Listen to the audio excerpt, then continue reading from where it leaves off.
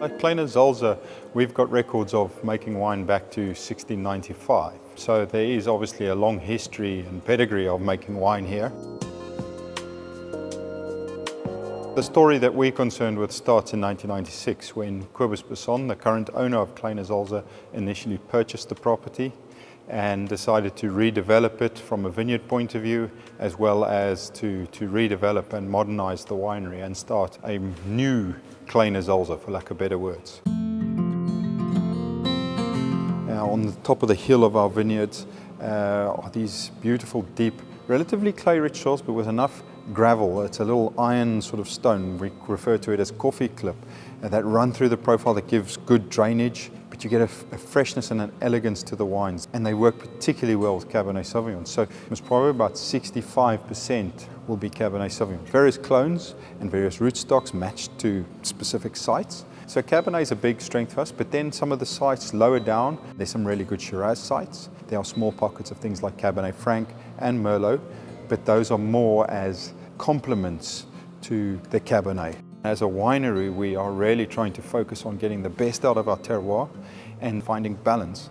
And that balance is also trying to look at an elegance. And really, over the last 7 years that I've been here, RJ, who's the head winemaker, and myself have really been working very hard on how to add an element of freshness and a balance into the wines.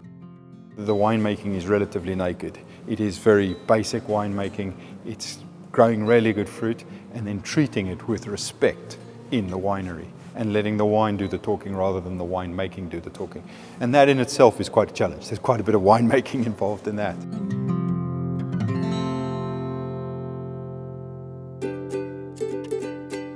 We work with our cooler sites in Stellenbosch. We've got some amazing sites planted on these very shale soils in the False Bay area, the forest sites, a lot of Shiraz from the Helderberg. With Shiraz, it's all tank fermented. We harvest very ripe. We do add a certain amount of stems back into our ferments. We want it to be peppery, and it brings that element back into the wine if you use it gracefully.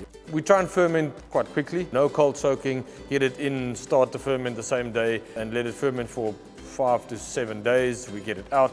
All stainless steel and all pump overs. We do it very soft and very gentle. We rack it out of tank. We can let it drain quite long and for at least 24 hours, get the heart back into the wine out of our skins, and we put it back into barrel, and there it ages for 18 to 24 months.